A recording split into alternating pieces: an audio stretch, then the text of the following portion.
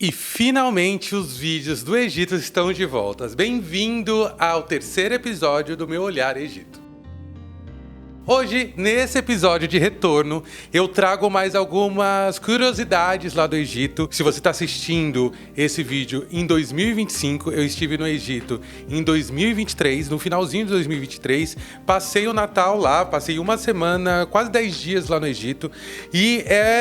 E ainda é um lugar que eu quero conhecer muito mais. Só que dessa vez eu vou falar um pouquinho pra vocês o que eu vi nesse apanhado de vídeos que eu vou trazer aqui pra vocês.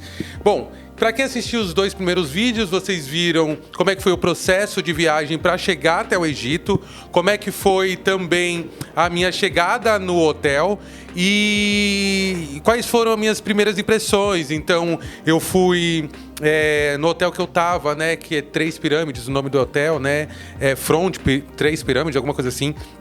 Qualquer coisa vocês vão lá para assistir. No café da manhã eu vi as três principais pirâmides, né? A de Gizé, Kéferen e uma outra que agora esqueci o nome, mas são as pirâmides maiores ali, né? E foi muito bom, assim, foi muito emocionante. E no segundo vídeo o foco é chegar nessas pirâmides e conhecer um pouco ela.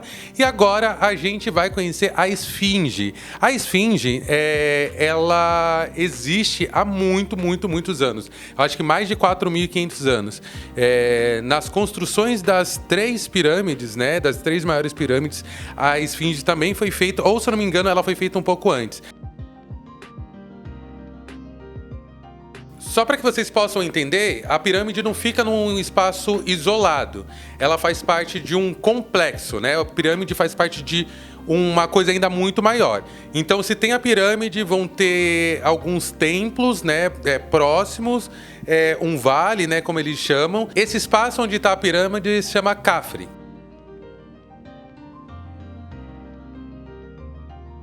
Uma das coisas que mais me impressionou é a magnitude e a grandiosidade do espaço. Como que ele foi feito há quase 5.000 anos atrás. Então, o que me deixa extremamente estarrecido é ver quão grandes são as pedras, os blocos que foi construído esse templo, esse espaço. O guia me disse que esse espaço era mais frequentado pelos sacerdotes e pela realeza, né, que são os faraós e as pessoas que trabalhavam ali com o faraó, principalmente para rituais de purificação do corpo para a vida após a morte. Então era um lugar muito sagrado e nem todo mundo poderia pisar naquele lugar. E é um lugar tão grandioso, de uma energia tão forte, que a tecnologia utilizada para a construção dele me bugou a cabeça. Porque se vocês olharem para os detalhes dos cantos, não é uma pedra encostada na outra, assim, né? Principalmente nos cantos. É uma pedra que faz uma curva, sabe, nos cantos, para mostrar a grandiosidade, né? No Egito, e isso a gente vai ver em alguns outros vídeos aqui mesmo nesse episódio, a sociedade, né, a humanidade, ainda até o Egito não tinha construído tantas construções gigantescas e com tanta tecnologia.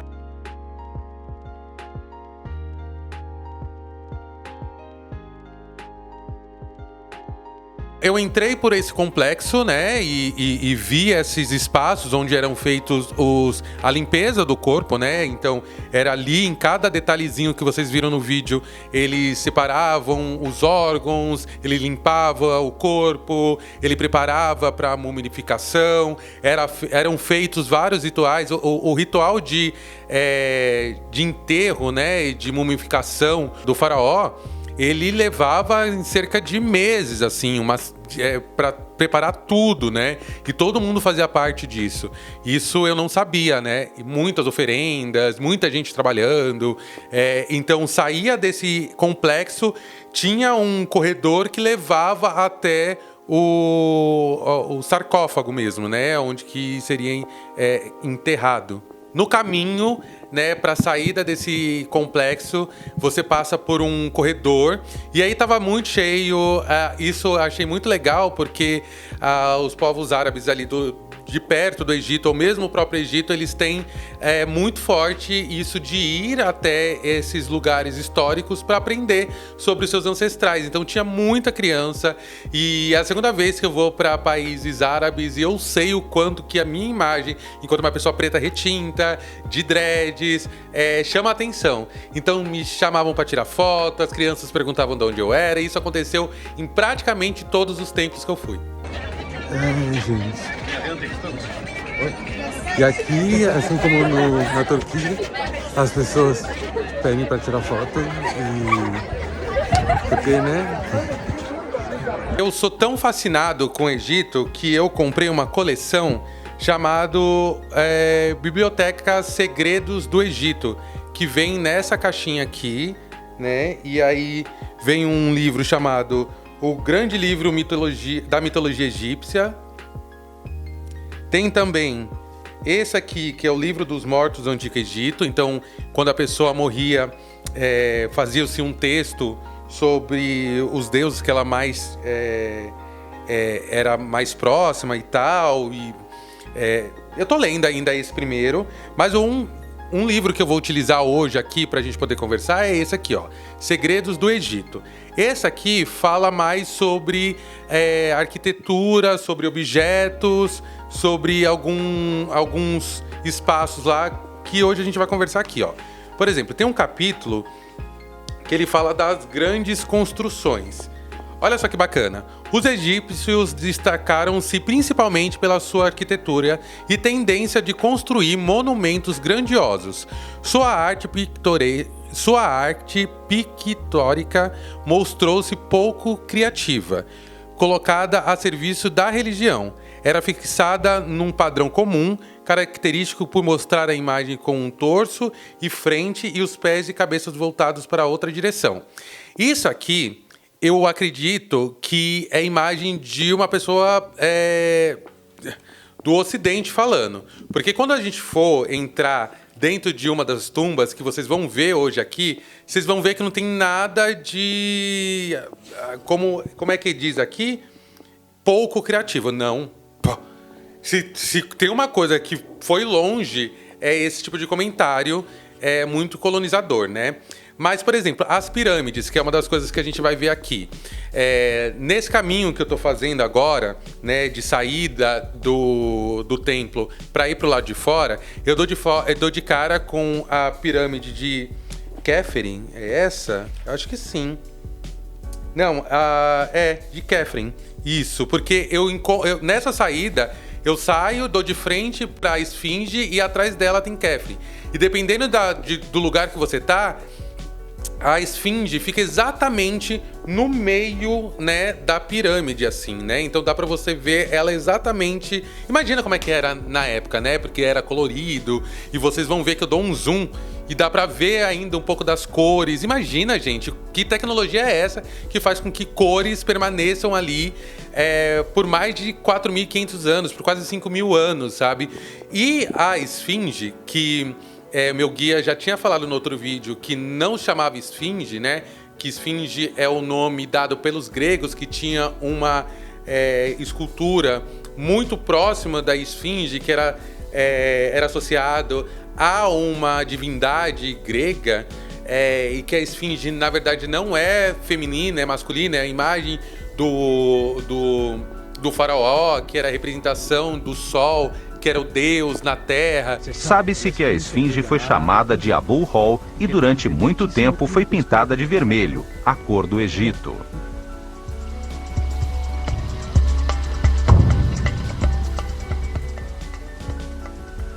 O tempo levou embora o peitoral de pedras semi-preciosas, o simbólico enfeite do queixo, as cores de seu elegante turbante e todas as pedras polidas de granito branco da pirâmide de Khafre. A segunda razão é que entre os braços da esfinge encontrou-se uma lápide talhada na pedra que em sua 13ª linha tem escrita a sílaba Kef. Isso serviu como prova para que os egiptólogos tradicionais atribuíssem a sua construção a Khafre. Ela na verdade, ela não é um bloco maciço de pedra. né, ou vários blocos de pedra, ela é um templo ali dentro.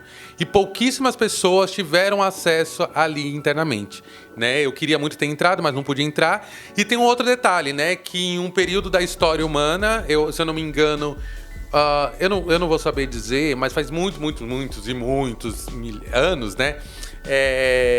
A esfinge estava debaixo de muita terra, né, de muita areia, e aí ela foi descoberta e tal.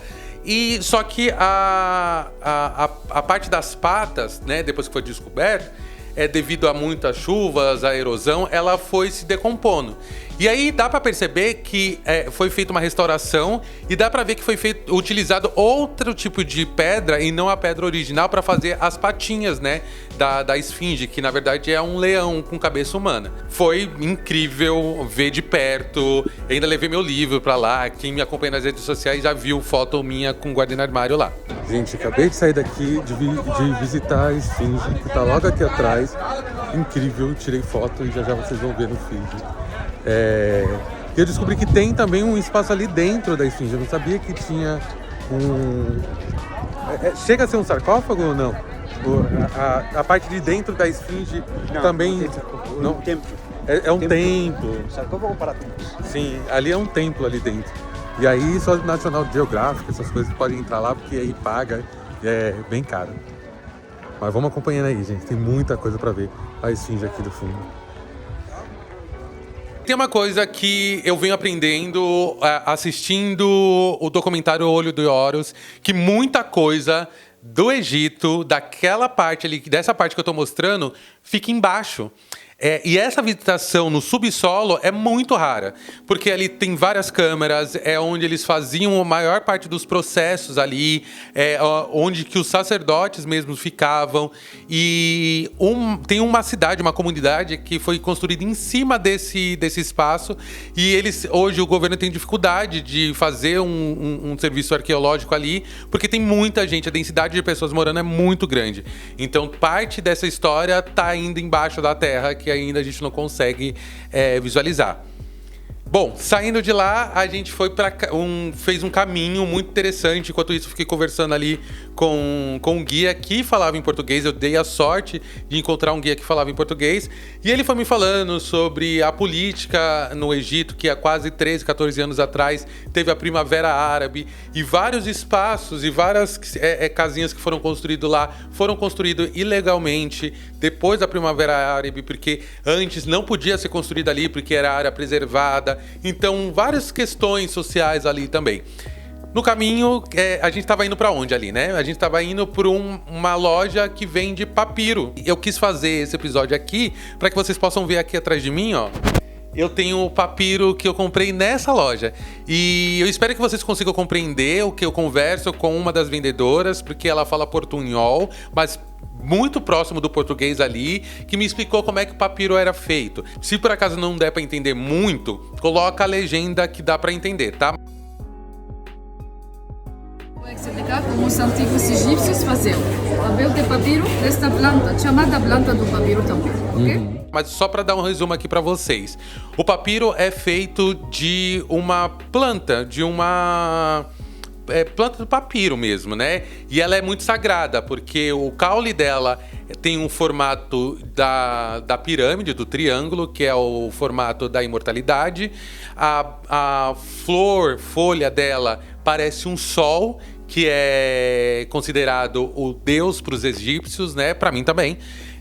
E a base dela, né? O caule dela é utilizado para fazer o papiro, para fazer outros usos também, né? Como ervas, como defumação, várias coisas. Então, a flor de papiro mesmo, né? A folha, a árvore de papiro, ela foi muito importante para o Egito, porque dela saíam muitas outras coisas. E o primeiro papel do mundo foi feito no Egito há mais de 5.000 anos. É impressionante tudo isso, gente. E uma planta sagrada pelos antigos egípcios por duas razões. A primeira causa, seu caule tinha uma forma piramidal, o símbolo de eternidade. Segunda causa, su flor tiene la misma forma de los rayos del sol, un símbolo de Dios Amon-Ra, Deus do Sol. Para fazer o papel, cortamos o caule segundo a medida que queremos, grande, mediano, pequeno. Por exemplo, esse tamanho assim. Depois cortamos a casca verde que é forte e flexível, quer ver? Por isso, os antigos egípcios usavam em muitas coisas da vida cotidiana. Cestos, chapéus, sandálias. Mas a parte mais importante é a parte interna. Essa parte mais importante. Mas essa parte é frágil e inflexível. Okay? Usavam um martelo para tirar do água e rolo para fazê-lo mais forte e mais flexível.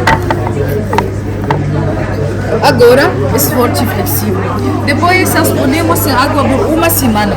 Se queremos color branco assim, 2 semanas. Se queremos color mais escuro.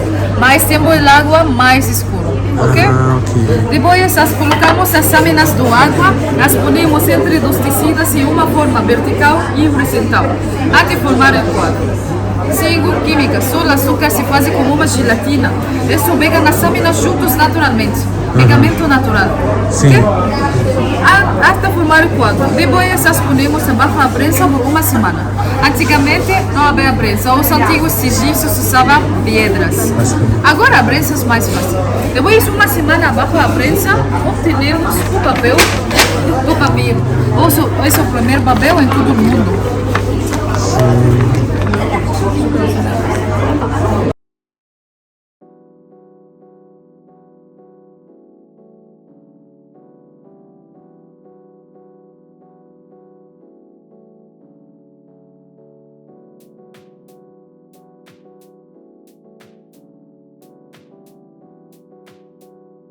Ver abaixo da luz as lâminas verticais e horizontais.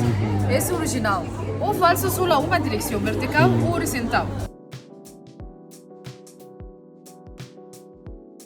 Os antigos egípcios sobre a vida mais allá e falam sobre a balança de justiça entre o coração e a pena de justiça. Se o coração pesa mais, isso fica uma má pessoa. O animal vai comer seu coração como um castigo. Mas se a pena de justiça pesa mais, isso fica uma boa pessoa. Depois, Deus, Horus, Deus de proteção, e acompanha o paraíso. Onde encontramos Osíris, Deus do paraíso, sua esposa Isis, deusa do amor, sua irmã Neftis, deusa da beleza e magia. Afinal, encontramos todo Deus de sabedoria, escreve e toda a reclamação do juízo final. Se eu pudesse dar uma cor pro Egito, eu daria marrom. No entanto que eu tô aqui já na palheta aqui de cor. As casas têm mais essa coloração, as ruas. O que parece sujo não é sujeira, porque tem muita ventania ali, né? Eu fui numa época que não tava muito sol, tava um tempo com o sol no céu, né? Mas não tava tão quente e muitos ventos também, né? Nesse caminho a gente tava indo pra Saqqara. E aí a gente passou por algumas instalações ainda que eles estão fazendo escavações, né? Os próprios egípcios agora estão dominando, porque antes vinham europeus para fazer essas escavações, essas buscas, muito desse olhar de James, como é que é? O cara lá americano que sai explorando, não é James Bond, é Indiana Jones. E isso causa algum desrespeito também para as pessoas que moram lá e que são da cultura ou que seus ancestrais são de lá. E aí agora com mais respeito à terra, ao espaço, sem exotificar o Egito, eles estão fazendo isso. E tem muitos vales sendo abertos, né? Não é os Vales dos Reis, que eu fui também para o Vale dos Reis, porque os reis eram enterrados, né? Os faraós eram enterrados ou colocados dentro de mastabas ou pirâmides, mas e toda a sua riqueza era colocada lá para que ele pudesse voltar e encontrar tudo ali. Só que teve muito saque, é uma cultura milenar, onde as pessoas chamavam muita atenção, então eles foram para o Vale dos Reis, que a gente também vai falar sobre isso mais tarde, mas a gente estava indo para Saqqara. Em Saqqara dá para ver esse contraste entre as palmeiras e as plantas plantadas pelos ancestrais, né? E aí você vê um lado muito verde, um lado totalmente marrom.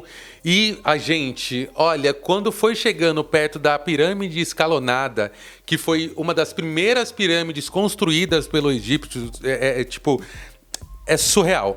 e pensar que veio da mente de um cara que até hoje ainda é usado, que é Imhotep. O arquiteto Imhotep, cujo nome significa o sábio que vem em paz, sumo sacerdote da escola de mistérios Olho de Horus, tem um lugar de destaque na história da humanidade. Ele foi muitas coisas, né? Ele foi arquiteto, ele foi filósofo, ele foi médico, ele foi pensador. Ele foi primeiro-ministro, vizir e chanceler do faraó Djoser, que reinou na terceira dinastia em torno do ano 2800 a.C.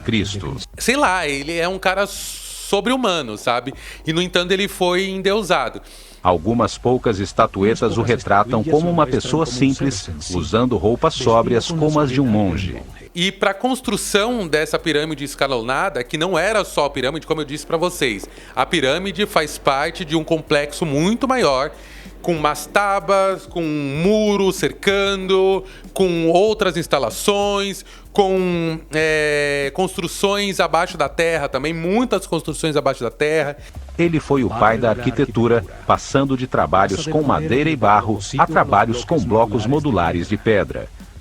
Mais uma vez, trazendo esse documentário Olho de Horus, fala a ideia da construção da pirâmide escalonada.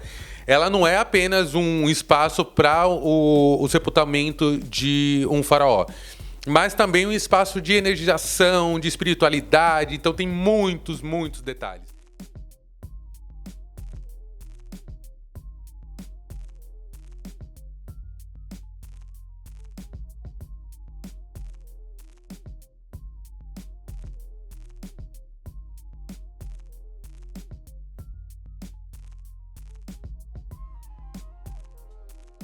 Então, vamos conferir um pouco o que o guia fala sobre esse espaço. Bem, pirâmide Saqqara, pirâmide de Graus ou pirâmide de Djoser. Djoser o rei, Saqqara o nome do lugar, porque apesar de que temos aqui quase 30 pirâmides em toda Saqqara, mas sempre sigue o protagonista do lugar. A pirâmide Saqqara foi a primeira tentativa de fazer uma pirâmide perfeita, porque tinha falado que os egípcios não decidiram fazer uma pirâmide entre uma noite e amanhã conseguiram fazer uma pirâmide. A primeira tumba que fizeram era um fosso no chão, a segunda tumba que fizeram era em forma de uma mastaba. Aqui temos uma mastaba desse tipo. Depois, quando o rei Djoser, fundador da terceira dinastia, falou para seu amigo e arquiteto Imhotep: eu quero que você faça a melhor tumba. E depois fez um muro para fechar esse complexo alto, 13 metros, e saiu fora, ainda não podia ver. Então ele repetiu o processo mais de uma vez, uma mastaba em cima de outra, uma mastaba em cima, até chegar 6 degraus. Cada degrau 10 metros, a altura total tem 60 metros, considerada como a primeira tentativa de uma pirâmide. Tem quantos anos? 4.800 anos. Tiveram uma devoção muito grande por esse lugar, porque foi a primeira vez que uma construção dessa proporção, dessa magnitude é feita com tanto detalhe. Já era liso assim mesmo? Gente, é liso aqui. Fez uma imitação da porta. Aqui uma folha, direita e esquerda, e deixou também o vão entre a porta mesma e a parede. Deixou também o vão entre a porta e o chão. E aqui, assim, como se fosse as dobradiças abaixo. E acima também, direita e esquerda, como se fosse uma porta verdadeira. E assim, colocamos a mão aqui atrás e esculpimos entre a porta e a parede. E se colocamos a mão, vamos ter a vontade de fechá-la como se fosse uma porta verdadeira. Olha, gente, é tipo uma porta mesmo. Dá até a sensação que poderia fechar, né? É uma porta. E vocês viram, gente, eles fizeram a porta de pedra, sabe? Simulando as portas das casas dos egípcios, para que eles tivessem um pouco mais de afinidade, de afetividade por aquele espaço. Foi a primeira vez que as pessoas viram um prédio todo feito de pedra. Sim, a primeira vez que os egípcios veem um prédio assim tão gigante com essas pedras, usando as pedras num grande nível igual que esse. Então, como sendo um gênio, não queria chocar o povo egípcio. Por exemplo, quando viram o primeiro avião, falando que o Deus. Quando viram o primeiro trem, as pessoas tinham medo. Ele não queria que os egípcios tenham medo dessa coisa, porque a natureza do ser humano é rejeitar qualquer coisa nova. Por isso ele queria aproximar a ideia e fez imitação das casas egípcias na porta exterior e na porta interior também, que estava feita dos troncos de árvores naquela época. Então fez imitação dos troncos de árvores nessa porta interior para manter a intimidade. Com as ranhuras parecendo de madeira, o teto, né, também com as madeiras como eram antigamente, mas de pedra. E também as colunas. Os egípcios usavam antes canas de papiro todas juntas assim para suster o teto. Então ele fez também imitação das canas de papiro todas assim juntas para suster o teto. Mas ainda não tinha a coragem de fazer uma coluna completa separada. Então ele comunicou cada coluna destas com aparelho com um muro pequeno, direita e esquerda. Desse jeito apareceram algumas capelas aproveitadas para colocar uma estátua do rei, 42 estátuas representando cada uma província de Egito, igual que vimos lá no complexo de Keferim. As primeiras colunas que foram feitas no mundo não foi inspirado em nenhum outro lugar. Por isso que tudo que é feito hoje, os egípcios já fizeram lá no passado. Por exemplo, essa torre foi feita em Dubai, esse ponte foi feito nos Estados Unidos, mas ele não viu nenhum outro modelo para copiar. Ele foi um criador. Esse foi o Imhotep. Sim, porque foi o primeiro edifício feito em pedra do mundo. E também, em lugar de fazer todas as capelas assim, ou esses muros assim, desse jeito, norte-sul, ou podemos falar vertical, ele, quando chegou o momento de mudar desse corredor para passar o pátio aberto que representa a criação, o nascer do sol, fez os muros desse jeito. Então, se todos são assim, norte-sul, fez leste-oeste, para preparar que vamos mudar do corredor escuro com teto para o pátio aberto sem teto, que significa o nascer do sol.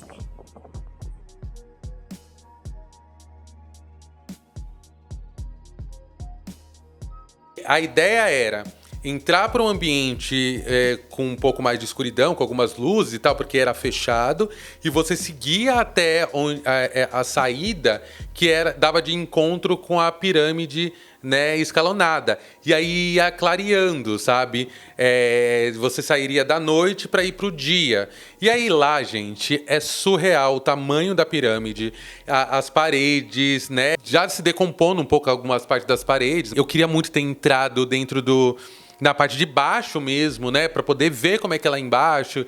E assistam, gente. Assistam o documentário pra você entender o que eu tô falando pra vocês.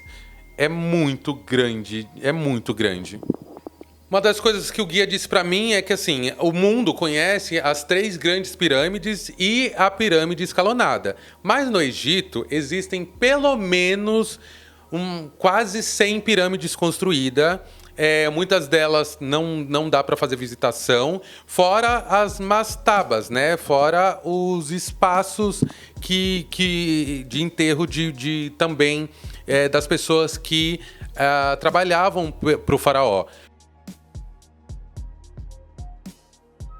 Foi uma das primeiras pirâmides feita pelo Imhotep.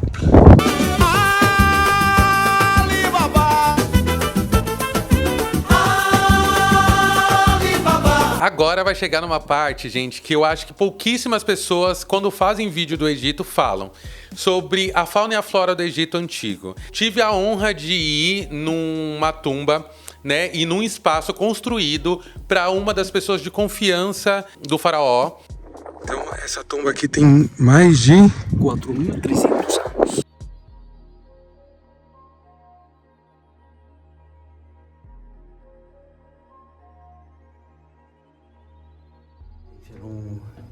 Não tenho palavra para descrever.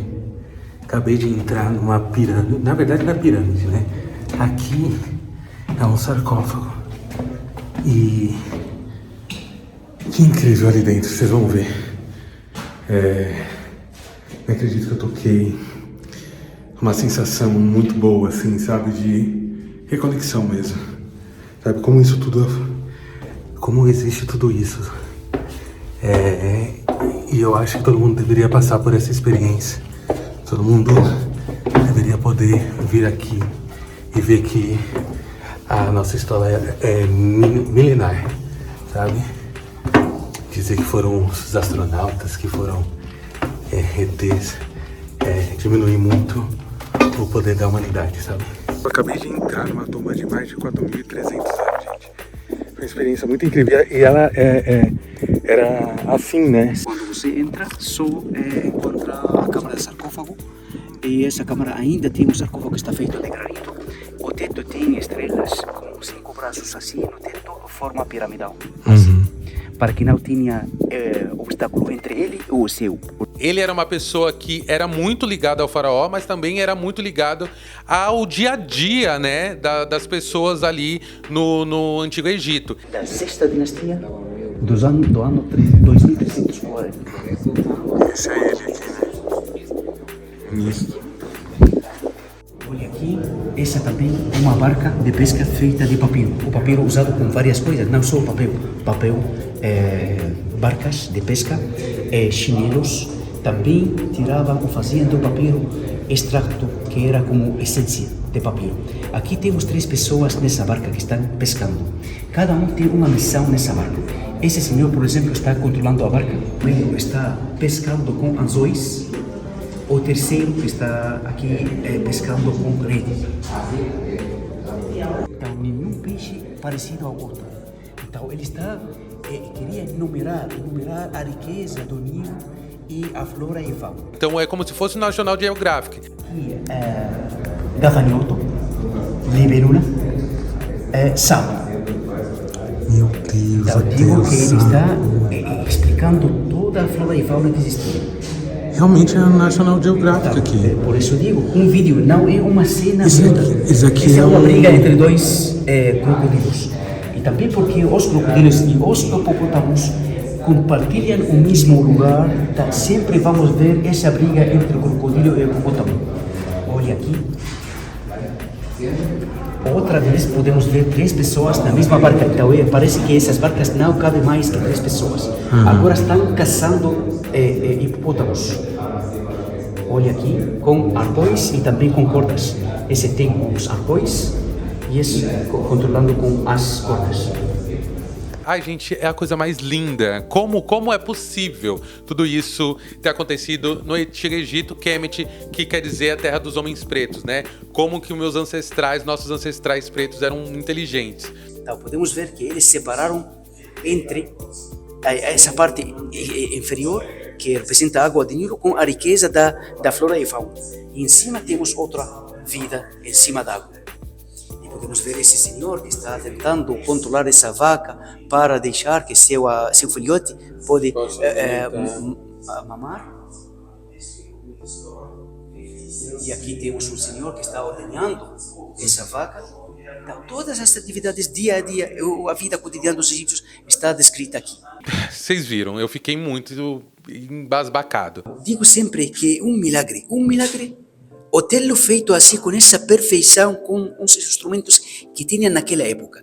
Outro milagre, o tê-lo mantido todo esse tempo, 4.300 anos, pode imaginar. E sempre temos uma coisa chamada a porta falsa. Essa porta falsa, usada sempre por o espírito, mas não é o espírito que tinha falado que se transforma num pássaro e tem que voar para o céu, recarregando da energia solar, para voltar e fazer a ressurreição com o corpo. Mas eles acreditavam também que tem uma terceira parte de ser humano, o espírito, que se separa do corpo e se transforma num pássaro para dar várias voltas ao redor do sol para recarregar da energia solar e voltar. O corpo fica aqui, se mumifica para conservar. Temos uma terceira coisa chamada o Ka. Ka não tem uma explicação clara, mas posso falar que era o anjo da guarda, ou a sombra, ou um clone do faraó que acompanha o corpo do faraó durante a vida, depois da morte, sigue dando voltas ao redor do sarcófago para proteger o corpo. Então pode ser esse Ka, essa coisa que não tem uma explicação clara, pode ser a causa da maldição dos faraós. Qualquer pessoa que entre com uma má intenção de danificar ou roubar a tumba, esse Ka causa qualquer tipo de dano. E o que mais explodiu minha cabeça é que não é simplório como foi falado nesse livro, mas com muita riqueza de detalhes. Você não encontra um animal na mesma posição, você não encontra um ser humano na mesma posição. Pode imaginar o tempo e trabalho que demorou para fazer isso em 6 ou 7 fases. Vou te mostrar, ou vou te contar em quanto tempo. Isso aqui também é tinta, né? Essa parte mais escura. Sim, todo é tinta original. Por que aguentou 4.300 anos? Porque são de origem mineral. Pedra sobre pedra, podemos falar assim. Então, eles traziam vários tipos de pedra. Cada pedra tem uma cor. Como as pedras preciosas, por exemplo, lapislázuli, turquesa, coral, malaquita. Cada pedra tem cor. Eles moem essa pedra, o pó da pedra usado, misturado com líquido, e líquido faz a tinta. E essa tinta usada sobre a parede, sobre as cenas, e adiciona depois uma camada de clara do ovo. A albúmina funciona como verniz, e esse verniz protege a cor do sol, chuva e umidade. Por isso aguentou. Vamos ver quantas fases feitas nessa parede. Eles primeiro construíam um bloco em cima do outro. Chega outro senhor para alisar a parede e polir a parede para que seja todo o mesmo nível. Depois, eles têm que cobri-la com uma camada, revesti-la com uma camada de pedra calcária. Por quê? Possivelmente esse bloco não é da mesma montanha, ou esse bloco tem um veio duro que não aceita cores, outro mais frágil que o outro. Então, para que seja todo o mesmo, para que tenha o mesmo tono sempre de cor, então eles faziam uma camada com uma argamassa, cobrem todo com a mesma camada, e depois chega outro artista com uma tinta vermelha, dividindo a parede em quadros como um caderno. E depois vem outro artista com a mesma cor vermelha, fazendo as cenas assim, rápido. E depois chega outro pintor, mestre, retificando, melhorando essas cenas com uma tinta preta. E é possível deixá-lo assim pintado, mas eles fizeram relevos. Esses relevos precisam outra fase. Chega um escultor com um martelo e cincel para fazer esses relevos, alto-relevos ou baixo-relevos. Depois deste escultor chega novamente o pintor para pintar esses. Então, quase 6, 7 fases para fazer isso. E aí vocês vão ter uma surpresa que para mim foi muito fantástico. Os egípcios sabiam representar a humanidade dentro da sua variedade de coloração, né, de tons de pele. E o Egito era preto, gente. Ponto final. Chamada a sala dos líquidos. Os líquidos são vinho, cerveja, óleo. Por isso aparecem jarras gigantes. E essas jarras estão cheias de vinho, cerveja, óleo, perfumes, tudo isso. Então, eles, para controlar essas jarras, estão colocadas sobre trenós. E esses trenós estão puxados por mais de uma pessoa. Aqui, 2 pessoas, mais 2, então 4 pessoas. Sim, uma pessoa atrás de outra. Então, aqueles que acusaram a cultura egípcia ou a arte egípcia de não saber a terceira dimensão, por isso a arte egípcia tem um defeito. Eles falam que tem um defeito, que é assim sempre o peito de frente e o rosto de perfil. Não é assim. Era uma das características da arte egípcia antiga que eles insistiam que apareça sempre, apareça quase 90% dos casos o senhor de perfil, porque se reconhece melhor de perfil. Podemos reconhecer a pessoa melhor de perfil. Não venham me dizer que o Egito é branco não, viu? Olha esse cabelo. Olha a cor da pele. Não me vem. Deu para aprender muito mais sobre o Antigo Egito nesse episódio. Vou continuar gravando e trazendo mais conteúdos aqui para vocês sobre o Antigo Egito. Se você tem vontade de ir para o Egito, conversa comigo nas redes sociais, que esse vídeo te encontre e que você vá para o Egito. Eu pretendo voltar para lá para fazer coisas que eu não fiz. Ainda não vou falar o que eu não fiz, porque tem mais de 80 horas gravadas aqui para que vocês possam conhecer um pouquinho do Egito e viajar comigo para o Egito também. E eu tô muito feliz de ter voltado. Assim, é isso. Espero que vocês tenham gostado desse vídeo. Comenta muito, compartilha com todo mundo. E até o próximo Meu Olhar.